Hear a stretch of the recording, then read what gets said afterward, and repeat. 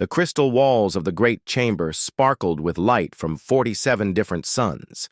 Each beam represented a world, a species, a voice in the most powerful organization in the galaxy. The Galactic Council had ruled space for over 10,000 years, and today they would make another decision that would shape the future. Chancellor Thelnor stood at the center of the massive room. His blue skin looked almost purple under the mixed light, and his 4 arms moved slowly as he spoke. The Vorthak had been leaders of the council since the beginning, and Thelnor had held his position for 300 years. He was old, wise, and very careful about making decisions. But today was different. Today they had a problem. "Fellow council members," Thelnor said, his voice carrying to every corner of the chamber. "We are here to discuss the species from the 3rd planet of the Sol system. The humans." A wave of whispers filled the room. Representatives from dozens of worlds turned to each other, sharing thoughts and concerns. Some looked worried, others seemed angry, and a few appeared curious. Admiral Kethvar of the Zephyrian Navy stood up from his seat. His tall, thin body was covered in silver scales that reflected the light like a mirror.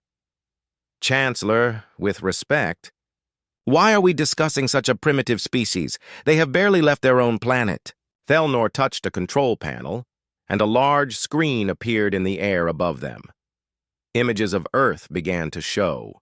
Cities with tall buildings, roads filled with vehicles, and skies crossed by flying machines. Then the images changed to show rockets launching into space, satellites orbiting the planet, and small stations floating in the darkness. "This is why," Thelnor said. "Look at these images.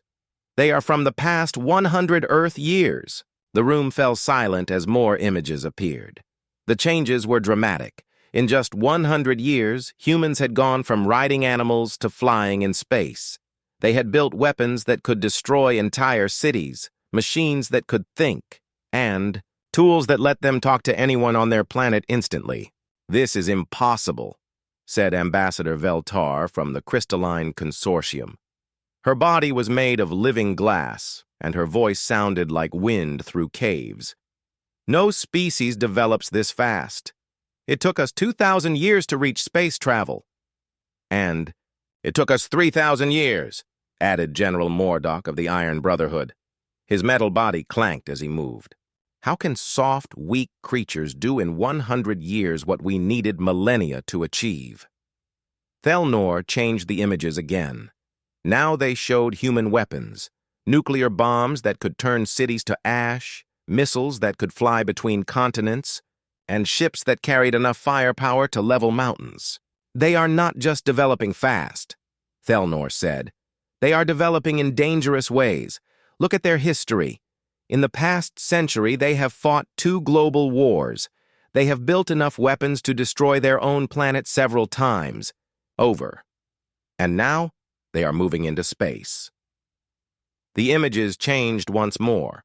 This time they showed human space stations, robotic explorers on other planets, and plans for larger ships. Some of the designs looked crude compared to Council technology, but they were clearly advancing quickly. "What exactly are you suggesting, Chancellor?" asked Speaker Zilna of the Peaceful Collective. Her green, plant-like body swayed gently as she spoke. "Are you saying these humans are a threat to the Council?" Thelnor was quiet for a moment. Then he spoke slowly and clearly. "I am saying that if we do not act now, they will become a threat we cannot control." The chamber erupted in noise. Some representatives shouted in agreement, others argued against action, and many simply looked shocked. It had been over 1,000 years since the Council had discussed taking action against a new species. Admiral Kethvar stood again, his scales reflecting his agitation. "Chancellor, even if they are developing quickly, they are still primitive. Their fastest ships use chemical rockets. Their weapons are crude compared to ours. Their population is trapped on one world. How could they possibly threaten the Council?" "Because they are unpredictable," Thelnor replied. Every other species in the galaxy followed similar development patterns.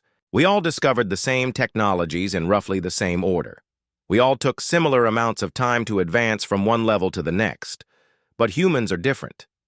The screen showed a comparison chart. On one side were the development timelines of various council species. Most showed steady, predictable progress over thousands of years. On the other side was humanity's timeline, showing explosive growth in just decades. They do not follow our rules, Thelnor continued. They develop multiple technologies at the same time. They combine things in ways we never thought possible. They take risks that would terrify other species. And most importantly, they are aggressive. All young species are aggressive, said Ambassador Veltar. It is natural. They calm down as they mature. Do they? Thelnor asked. Look at their history. Even as they developed better technology, they found better ways to fight each other. They split atoms not for energy, but for weapons. They reached space not for exploration, but to gain military advantages. They created global communication, networks that they immediately used for espionage and warfare. General Mordok's metal voice boomed across the chamber. So what do you propose we do? Destroy them? No, Thelnor said firmly.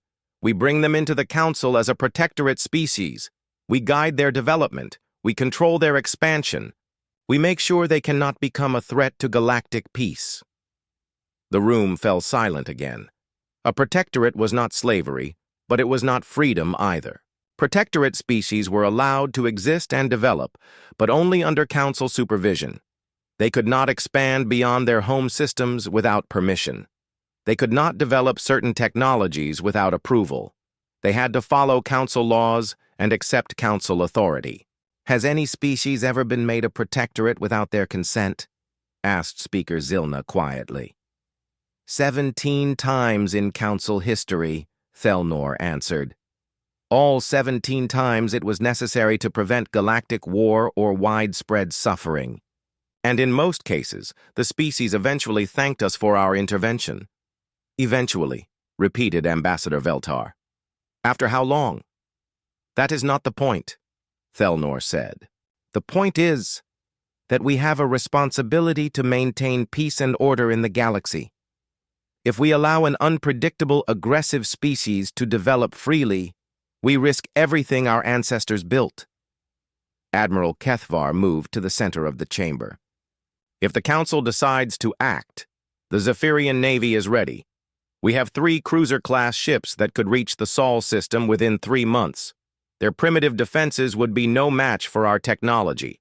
We could disable their military installations within hours and establish orbital control of their planet. And then what? Asked Speaker Zilna. How do we govern a species of billions from orbit? We do not need to govern them directly, Thelnor explained. We establish a Council presence in their system. We monitor their activities. We prevent them from developing dangerous technologies or expanding beyond their planet. We allow them to continue their normal lives under our protection. Protection from what? Ambassador Veltar asked. From themselves, Thelnor replied. And from the galaxy that is not ready for them. The debate continued for hours. Representatives argued about the morality of forcing protectorate status on an unwilling species. They discussed the practical challenges of controlling a population of billions. They worried about the precedent it would set for future first contacts. But slowly, support for Thelnor's proposal grew. The images of human weapons were frightening.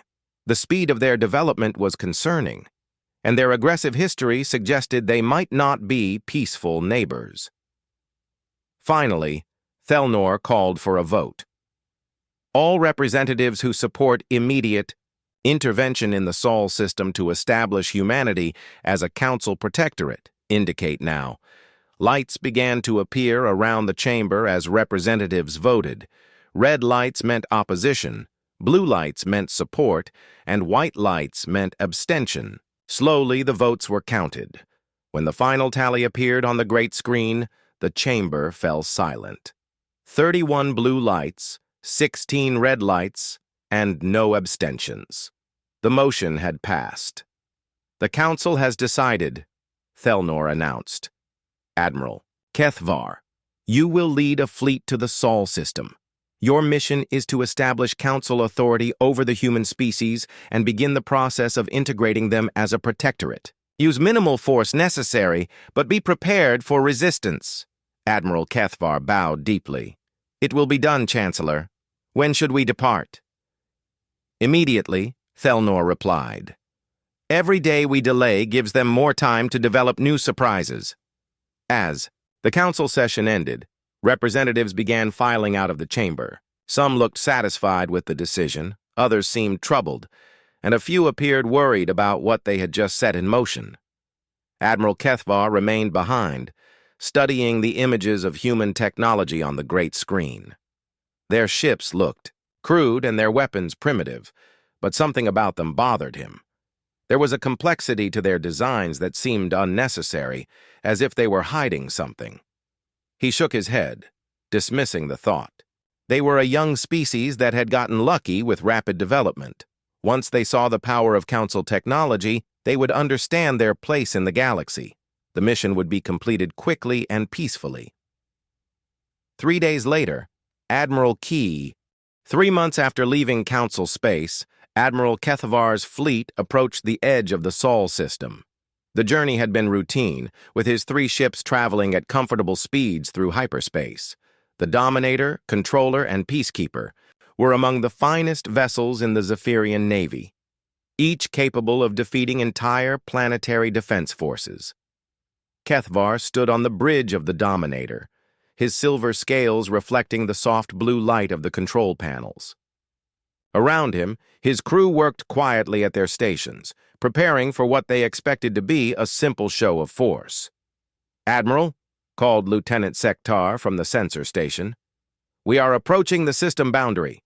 Dropping to sublight speed. Now!" The stars shifted as the ship fell back into normal space.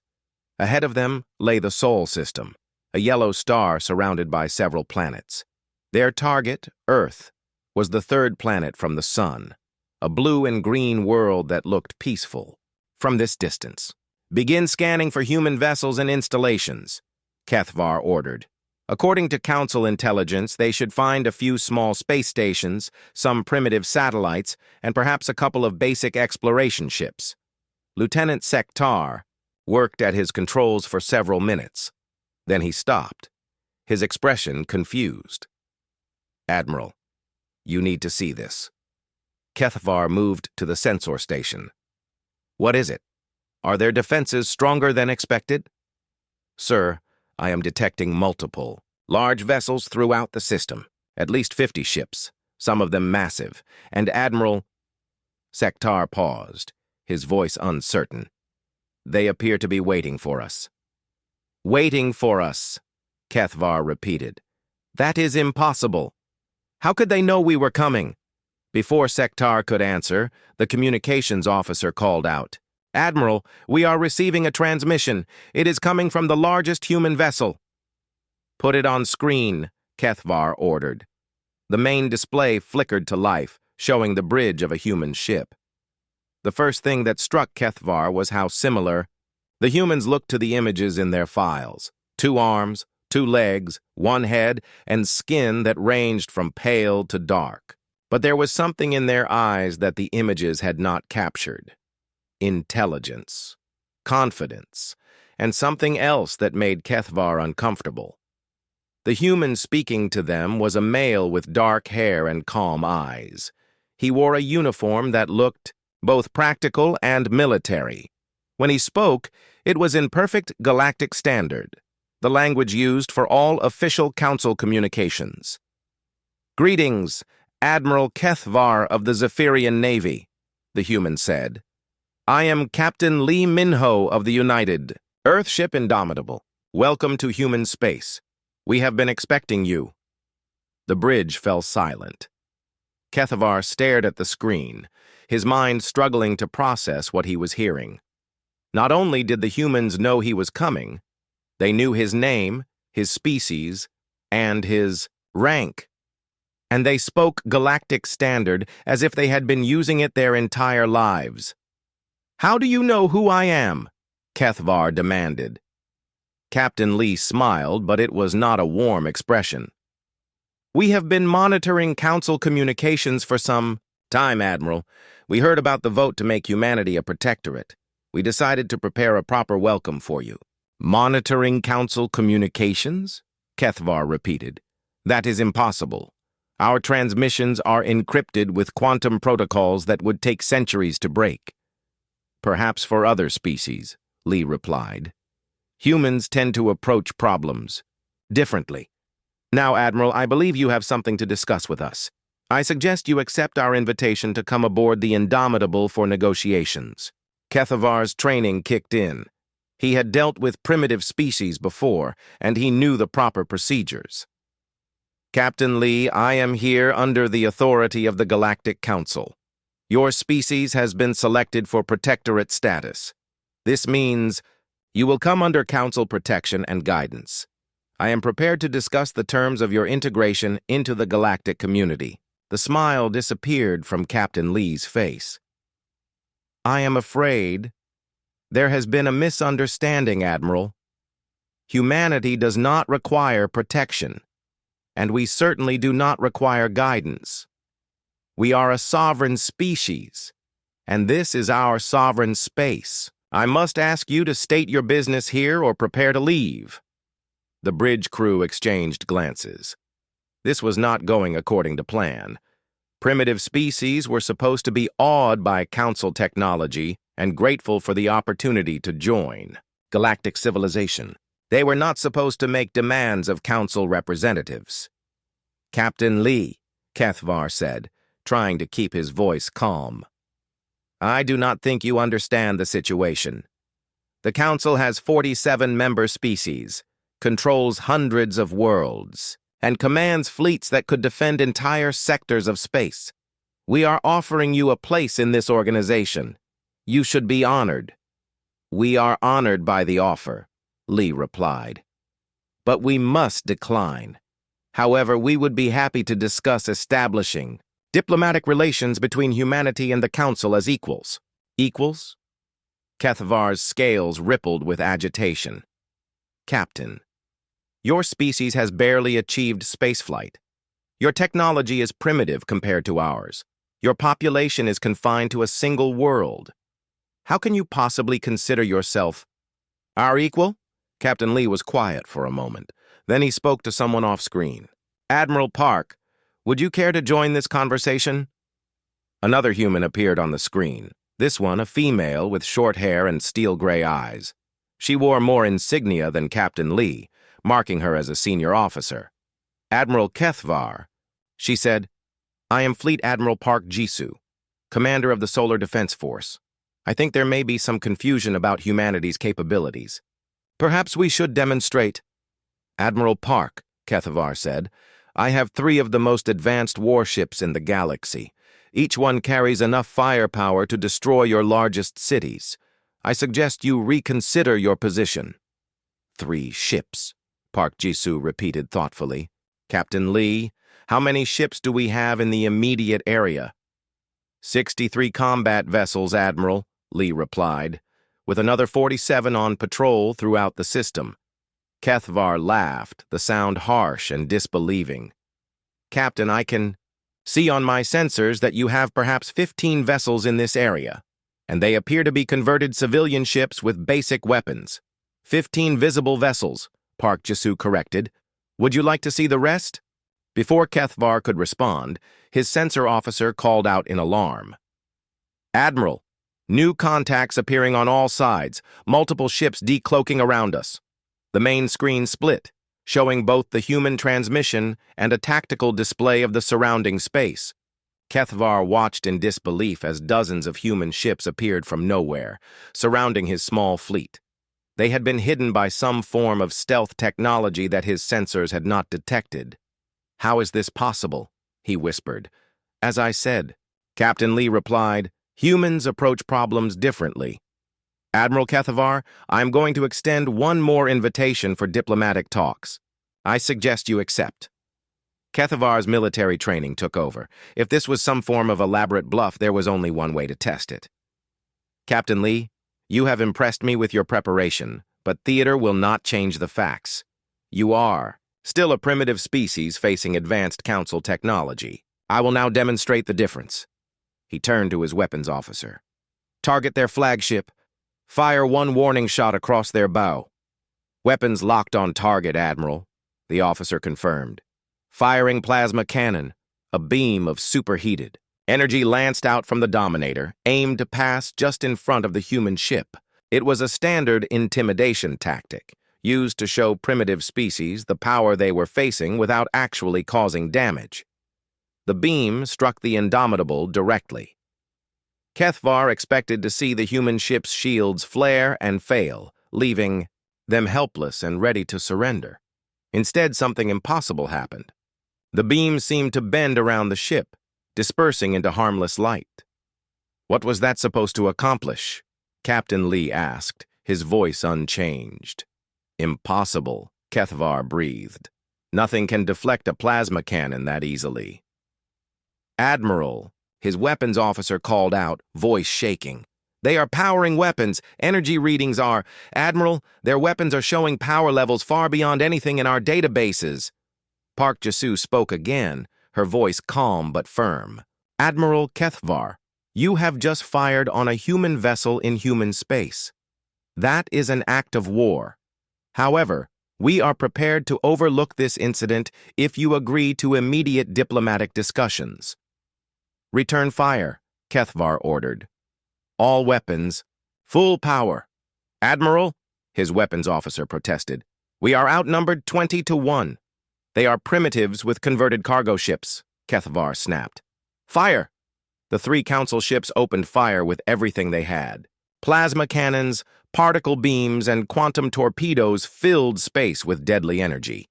It was enough firepower to level a continent. The human ships did not even bother to move. Their shields absorbed the barrage without visible strain. And when the council weapons stopped firing, the human vessels were completely undamaged. Our turn, Captain Lee said quietly. 3 beams of brilliant white light reached out from the Indomitable. They struck the council ships with surgical precision, passing through their shields as if they did not exist. The controller and peacekeeper immediately went dark, their engines failing and weapons powering down. The Dominator shuddered as its secondary system shut down, but life support and communications remained active. What did you do to my ships? Kethvar demanded. Admiral Kethvar had never felt so small in his life. The shuttle carrying him to the human flagship seemed tiny compared to the massive vessel waiting ahead. The Indomitable was larger than any ship in his fleet, its hull gleaming with materials he did not recognize and bristling with weapons he could not identify. As the shuttle docked, Kethvar tried to prepare himself for what was coming. In 3 centuries of military service, he had never been the one asking for mercy. He had always been the representative of superior force, the voice of an empire that controlled hundreds of worlds. Now he was about to meet with beings who had just defeated him without breaking a sweat. The docking bay doors opened, revealing a chamber that was both familiar and alien. The basic design was similar to council ships, but everything was somehow different. Cleaner lines, more efficient use of space, and technology that seemed decades ahead of anything in the Galactic Council's arsenal. A human officer was waiting for him. She was young, with dark hair pulled back in a simple style and intelligent, eyes that seemed to see everything. She wore a uniform that looked both practical and elegant, with rank insignia that marked her as a senior officer. Admiral Kethvar, she said in perfect galactic standard. I am Commander Bay Suman, Executive Officer of the Indomitable. Fleet Admiral Park is waiting for you in the conference room. As they walked through the ship's corridors, Kethvar tried to observe everything he could. The human crew moved with quiet efficiency. Their equipment was advanced beyond his understanding, and the ship's atmosphere felt different somehow. It was not just the air composition, which was perfectly suited to his species. It was something else. something that took him several minutes to identify. Confidence. These humans were completely confident in themselves, their technology, and their abilities. They showed no signs of being impressed by his rank or his species' reputation. They treated him with respect, but it was the respect given to an equal, not the deference shown to a superior. The conference room was large and comfortable, with seating designed to accommodate various alien physiologies. Fleet Admiral Park Ji-soo was waiting for him, along with Captain Lee Min-ho and several other officers. But it was the fourth human in the room who surprised Kethvar the most. She was older than the others, with gray hair and wearing a different uniform that marked her as a civilian. Despite her age, there was something about her that commanded immediate attention. Her eyes held the same intelligence he had seen in the others, but also a depth of knowledge that spoke of decades of experience. Admiral Kethvar, Fleet Admiral. Park said, rising to greet him. Please have a seat. I would like you to meet Dr. Kim Hae-on, our Chief Science Advisor and the person who has been coordinating our preparations for this meeting. Dr. Kim smiled and nodded politely. Admiral, it is an honor to finally meet a representative of the Galactic Council. We have been studying your civilization for many years. Studying us? Kethvar settled into a chair designed for his physiology.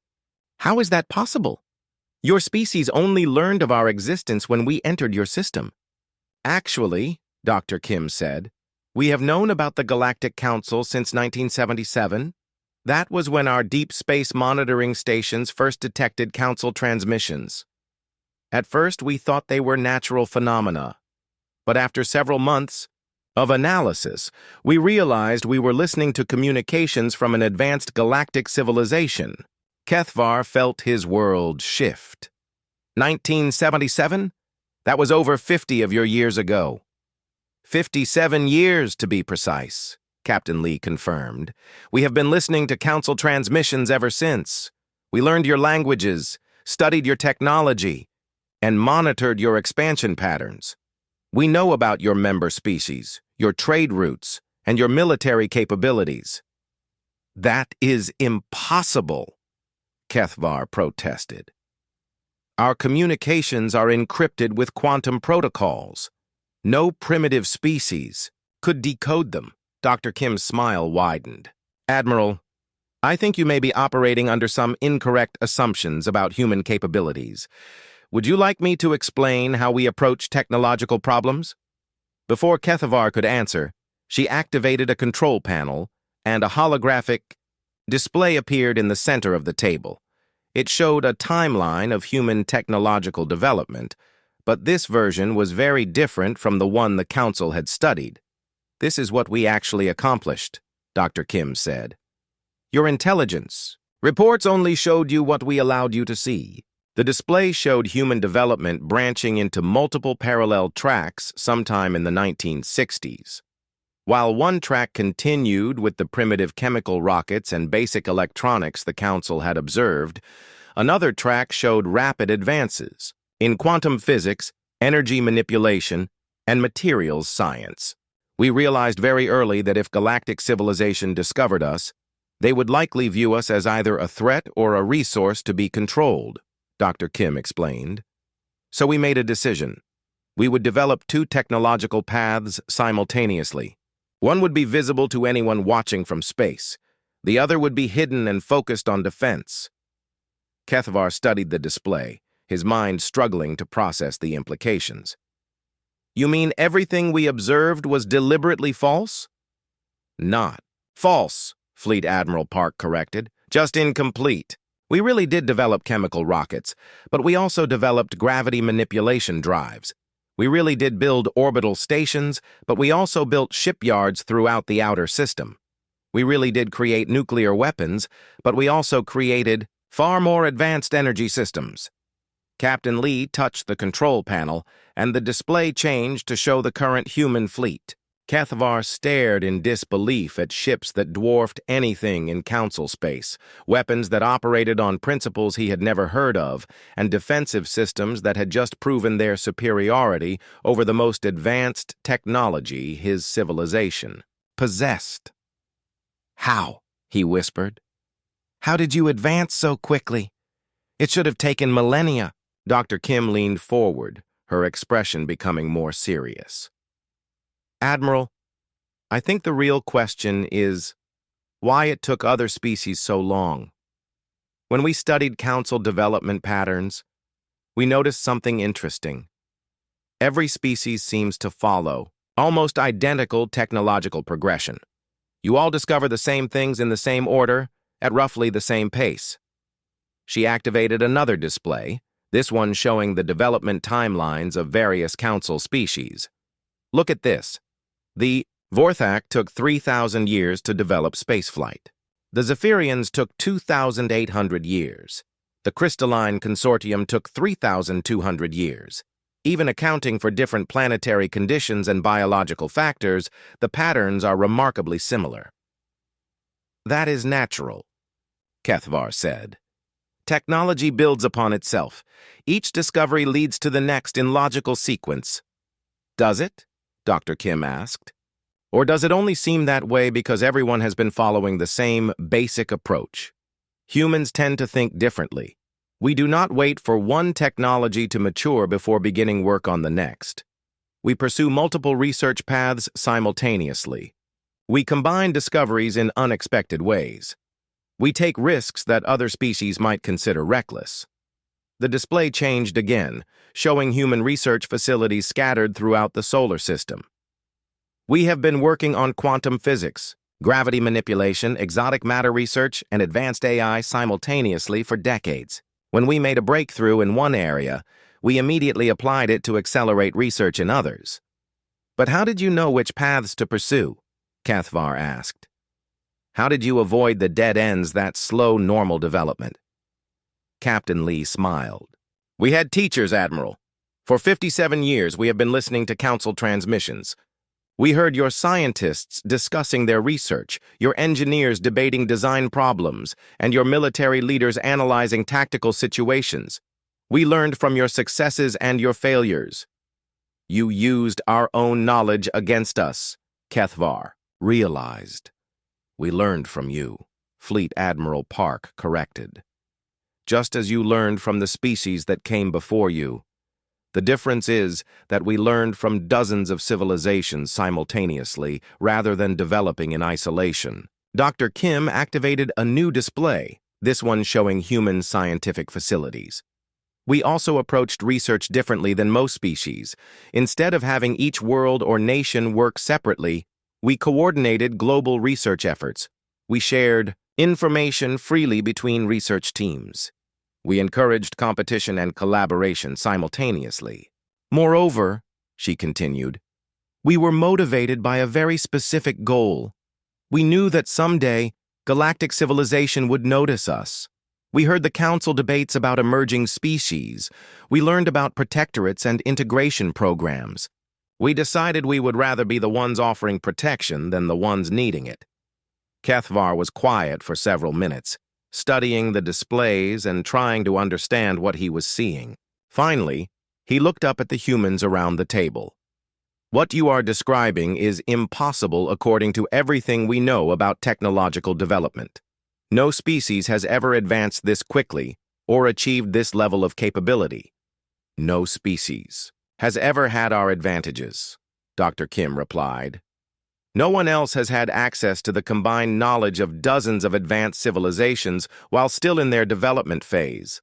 No one else has been motivated by the certain knowledge that contact was coming whether they were ready or not. The emergency session of the Galactic Council had been called within hours of receiving Admiral Kethvar's report. Chancellor Thelnor stood before the assembled representatives, his forearms trembling slightly as he held the datapad containing the most disturbing intelligence report in Council history. Fellow representatives, he began, his voice carrying a weight that had not been there 3 months earlier. Admiral Kethvar's mission to establish humanity as a protectorate has failed, completely. The chamber erupted in confused murmurs. Ambassador Veltar of the Crystalline Consortium was the first to speak. What do you mean failed? Were the humans more resistant than expected? Resistant? Thelnor activated the main display, showing images from Admiral Kethvar's encounter. They were not resistant. They were prepared. They have been monitoring our communications for over 50 years. They knew we were coming, they knew our capabilities, and they were ready for us. The display showed the human fleet surrounding Kethvar's ships, followed by footage of the brief battle that had disabled 3 advanced Council warships in minutes. Several representatives gasped as they watched human weapons effortlessly penetrate Council shields and disable vessels that were supposedly among the most advanced in the galaxy. General Mordock of the Iron Brotherhood stood up, his metal body gleaming under the chamber lights. "How is this possible? Our intelligence indicated they were primitive." "Our intelligence was wrong," Thelnor replied grimly. "Or rather, it was incomplete. The humans have been deliberately hiding their true capabilities while we watched them. Everything we observed was carefully crafted to make us underestimate them." Speaker Zilna of the Peaceful Collective swayed nervously. "Are you saying they were planning to attack us?" "No," Thelnor said, surprising many representatives. "According to Admiral Kethvar's report, they offered diplomatic talks. Even after defeating our fleet, they provided medical assistance to our wounded and requested negotiations as equals." "Equals?"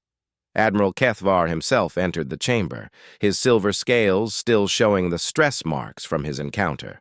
"Chancellor, with respect, the word equals does not adequately describe the situation. They are not our equals. They are our superiors." A shocked silence fell over the chamber. In the entire history of the Galactic Council, no representative had ever admitted that another species possessed superior technology. "Explain," Thelnor ordered. Kethvar moved to the center of the chamber, his bearing that of an officer reporting a defeat that still seemed impossible to him. "Their weapons operate on principles we do not understand. Their shields absorbed our full assault without strain. Their ships are larger and more advanced than anything in Council space. And most concerning of all, they have vessels positioned throughout our territory." "What do you mean, positioned throughout our territory?" demanded Ambassador Veltar. "They showed me a tactical display," Kethvar replied.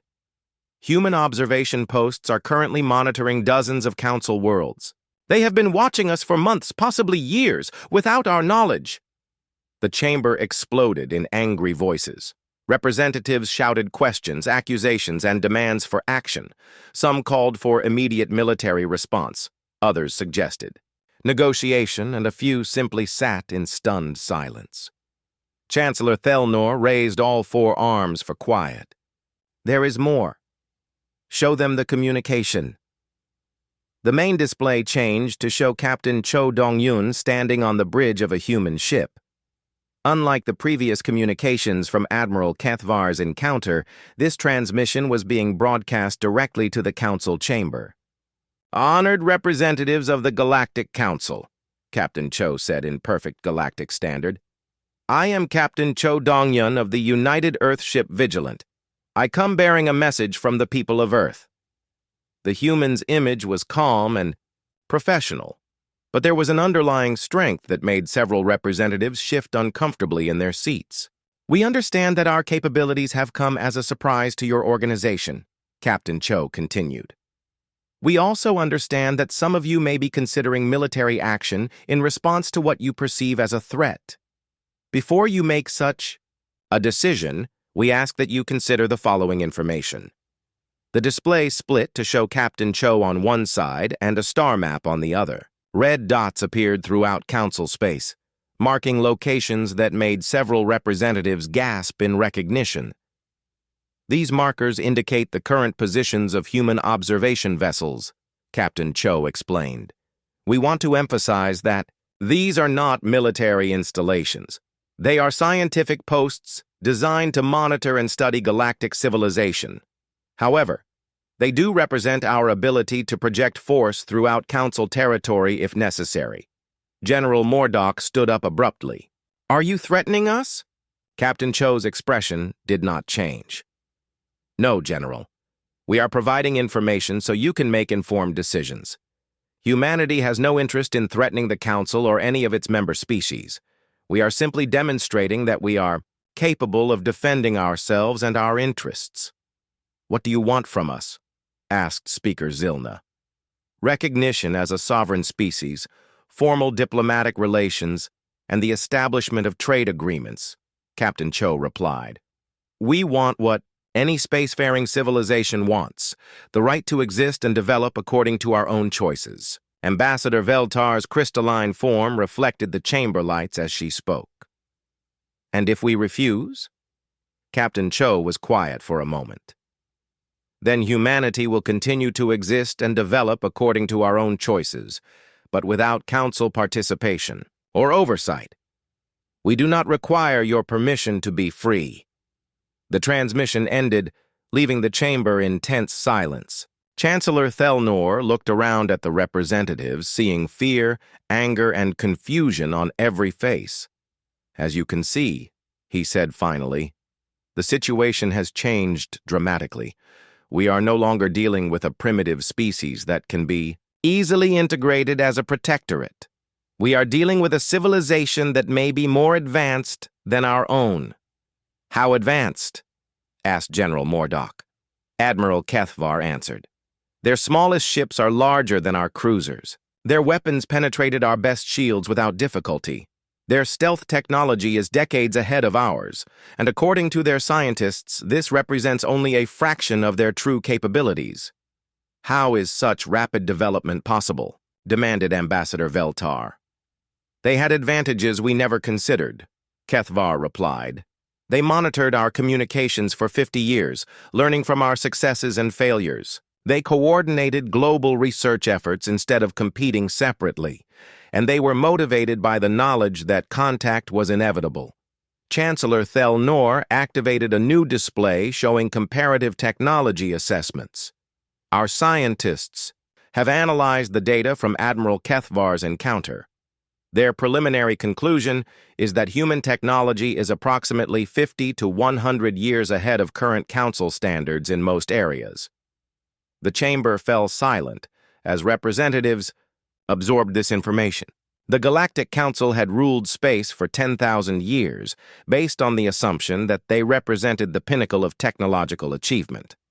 Now they were being told that a species they had dismissed as primitive had surpassed them in decades. What are our options? Asked Speaker Zilna quietly. 3 possibilities, Thelnor replied. First, we can attempt to establish diplomatic relations as the humans have requested. Second, we can refuse their demands and hope they leave us alone. Third, we can mobilize the full military might of the Council and attempt to eliminate what we now know is a significant threat.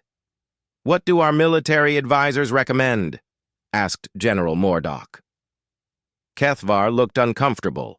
General, based on what I observed, a military confrontation with humanity would be inadvisable.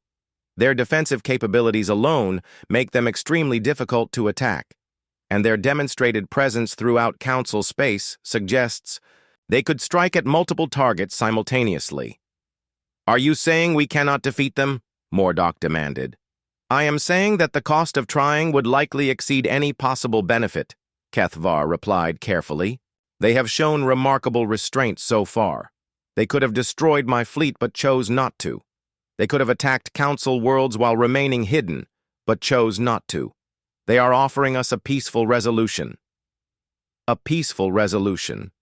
That requires us to treat them as equals, Ambassador Veltar pointed out. No species has ever been granted full diplomatic status without going through the normal integration process. No species has ever demonstrated the capability to bypass that process, Chancellor Thelnor observed. The integration system was designed for primitive species that needed guidance and protection. Humanity clearly needs neither. The debate continued for hours. Some representatives argued for military action, insisting that the Council's authority could not be challenged. Others pushed for negotiation, pointing out that humanity had shown both power and restraint. Still others suggested simply ignoring the humans and hoping they would remain in their own space. Finally, Chancellor Thelnor called for order. We must make a decision. The humans are waiting for our response, and our delay sends its own message." "What message is that?"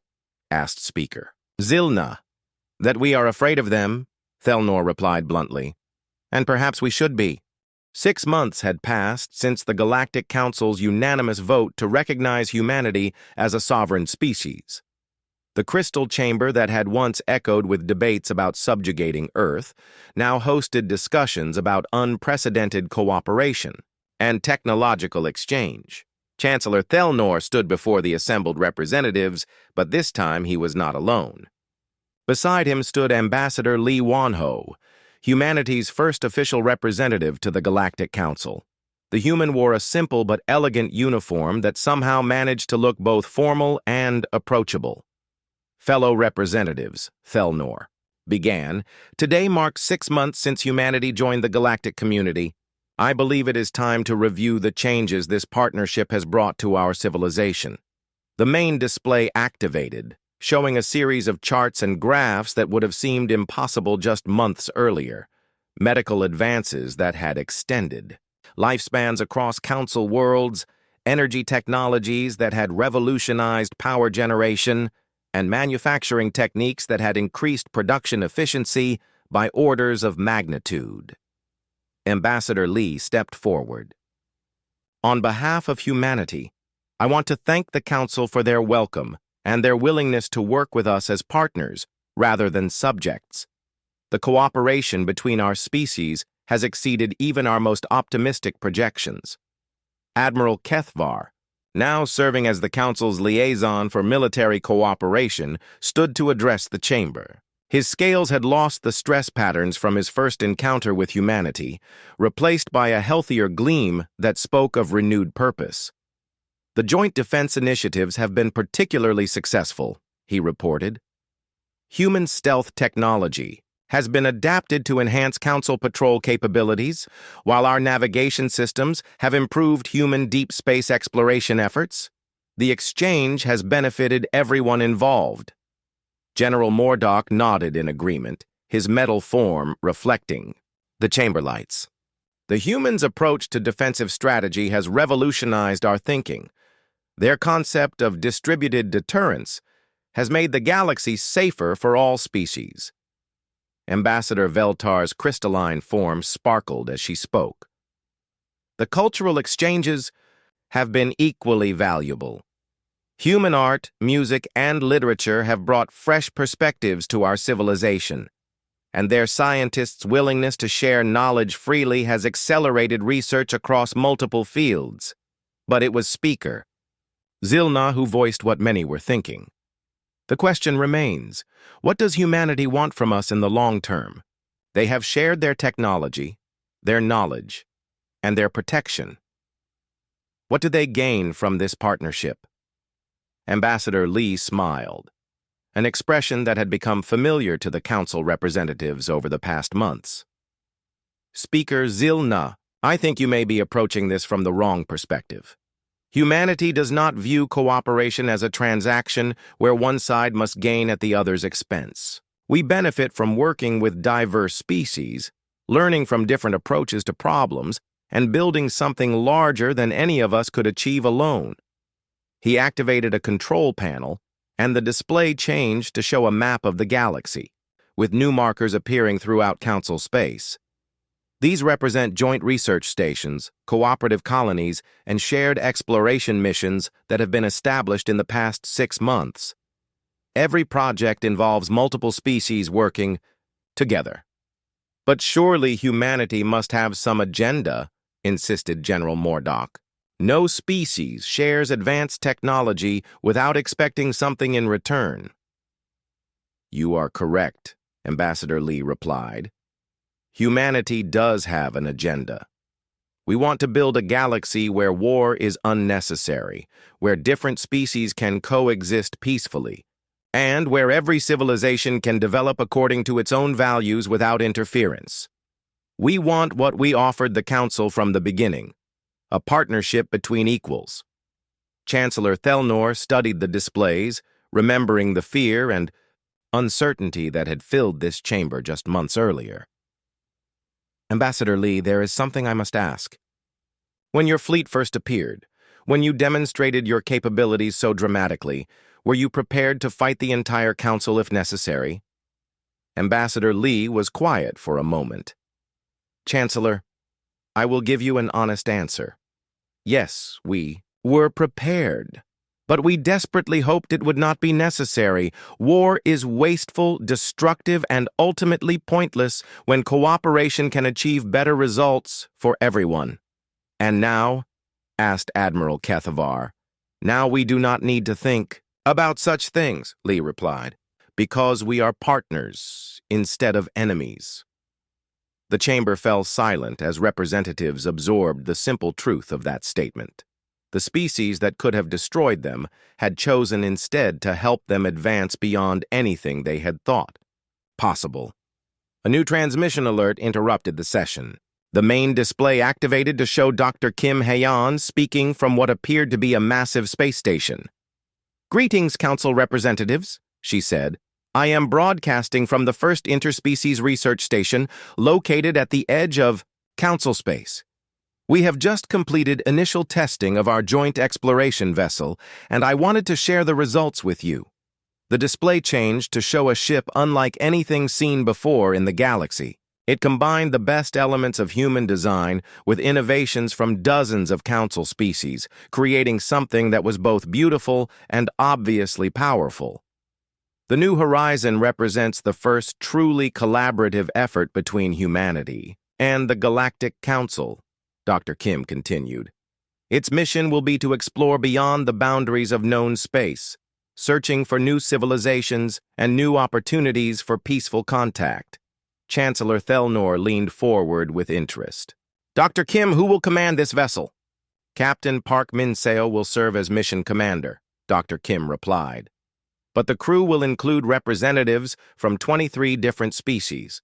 Command decisions will be made collaboratively, with each species contributing their unique expertise to the mission."